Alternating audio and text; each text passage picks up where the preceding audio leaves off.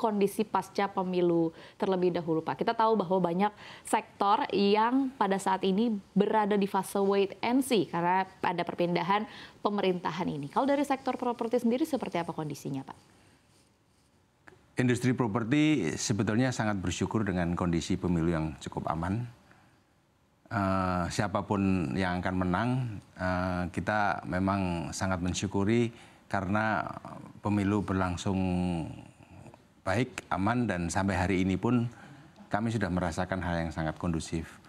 Bahwa ya masih ada diduga kecurangan, ya biarkan itu di porsi politiknya, tapi di bisnis dan industri properti menjadi hal yang positif karena terjadi sebuah kepastian. Harapan kita sih ke depan sampai dengan nanti pengumuman dari real count bisa cukup aman dan kita terus menjalankan bisnis dengan kondusif, begitu ya. Oke, baik. Yang selalu ditanyakan bagi perspektif atau dari perspektif pengusaha terkait dengan pemilu ini adalah PR atau tugas pertama dari pemerintahan yang baru yang siapapun nanti yang akan terpilih, begitu ya Pak? Betul. Kalau dari Pak Adrianto sendiri melihat sebenarnya apa sih Pak yang harus dilakukan pertama kali oleh pemerintah yang akan menjabat terkait dengan sektor properti di Indonesia? Baik, jadi sebetulnya kan kalau pemerintah baru itu terbentuk, memang yang paling signifikan adalah membentuk kabinet, betul. Dan kami ingin sekali dan industri properti sangat mengharapkan bahwa adanya kementerian yang mengurusi perumahan secara terpisah dan sendiri begitu. Sekarang kan bercampur dengan infrastruktur ya. Jadi fokusnya mungkin tidak bisa kurang. Namun dengan kondisi industri properti sekarang semakin maju, rasanya kami ingin sekali ada satu kementerian yang mengurusi fokus kepada properti. Namun properti sendiri sebenarnya kan terbagi dalam beberapa kelas ya. Betul. Kalau saya memakai standarnya industri properti yang dari Real Estate Indonesia, kan ada 3. Yang pertama adalah kalau kita bicara properti itu perumahan ya. Perumahan yang komersial, yang namanya perumahan komersial ini adalah satu perumahan yang mengikuti mekanisme market. Ya. Kemudian yang kedua adalah yang kita sebut dengan affordable housing, yang sebetulnya di sini masih ada subsidi dari pemerintah, ya kan?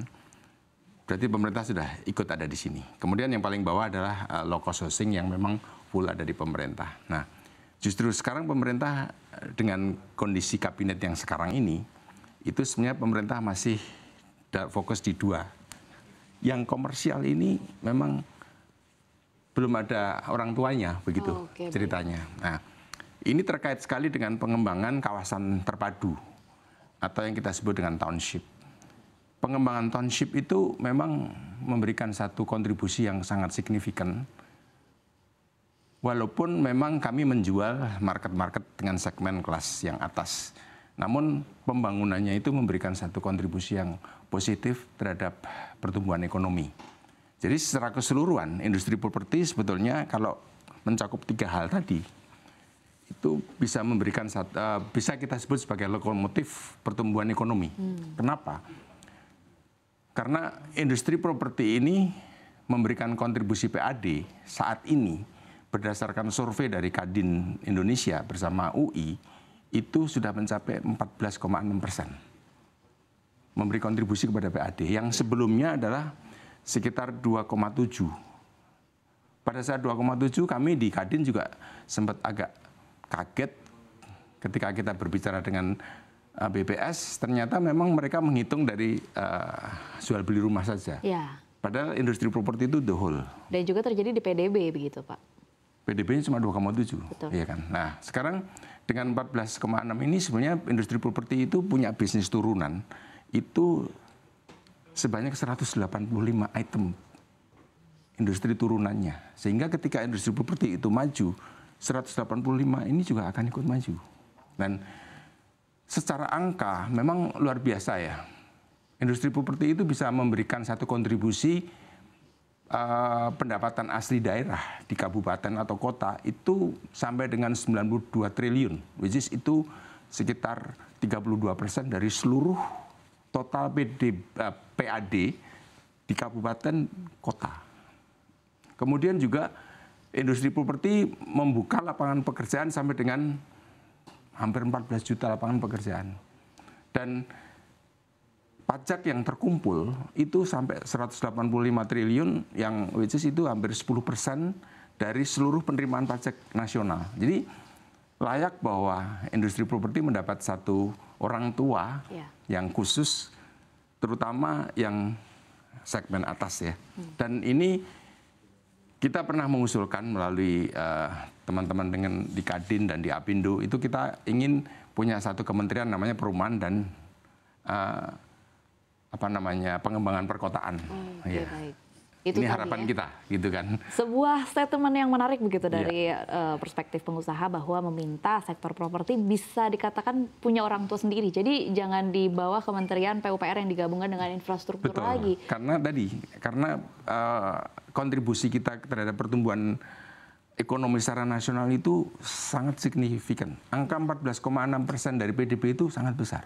Ya, betul sekali. Dan belum lagi tadi yang sudah Pak Adrianto sebutkan bahwa backbone-nya juga besar begitu di sektor properti, terutama di daerah yang masih belum masuk ke hitungan PDB itu tadi, begitu ya Pak? Iya, artinya gini, yang disurvei oleh Kadin dan LPM UI itu mencakup industri properti secara keseluruhan. Iya.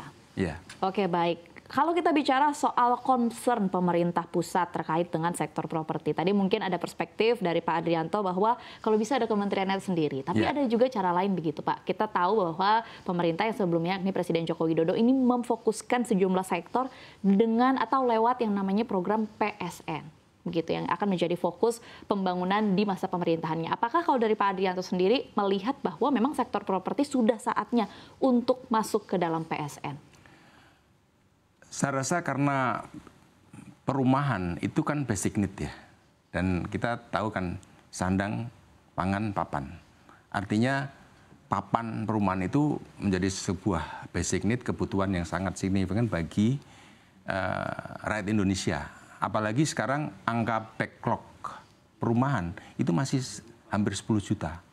Artinya ini harus dipenuhin oleh industri properti bersama-sama dengan pemerintah. Sehingga kalau memang akan menjadikan satu PSN strategis nasional kan, itu mungkin sangat bagus ya. Bahkan dengan PSN layak sekali kalau industri properti punya orang tua sendiri yang fokus the whole property itu diurusin, nggak cuma yang di MPR ke bawah. Karena yang tadi saya sampaikan, industri properti yang kebetulan memang kita pengembangan perkotaan ini memberikan kontribusi luar biasa. Saya tambahkan sedikit ya Mbak.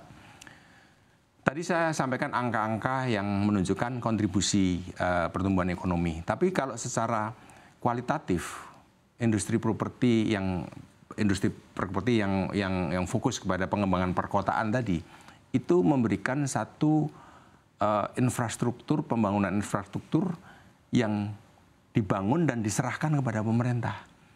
Kemudian kita juga membangun jembatan, flyover, danau-danau, di mana danau-danau itu juga menjadi bagian dari pengendali banjir. Sehingga secara kualitatif kontribusi kami itu selain angka-angka yang saya sebutkan tadi, kami juga memberikan kontribusi hal-hal fisik yang sangat bagus bagi pembangunan perkotaan di Indonesia. Dan ini memberikan nilai sebuah kesejahteraan, nilai masyarakat yang hidup itu menjadi naik kualitas hidupnya gitu.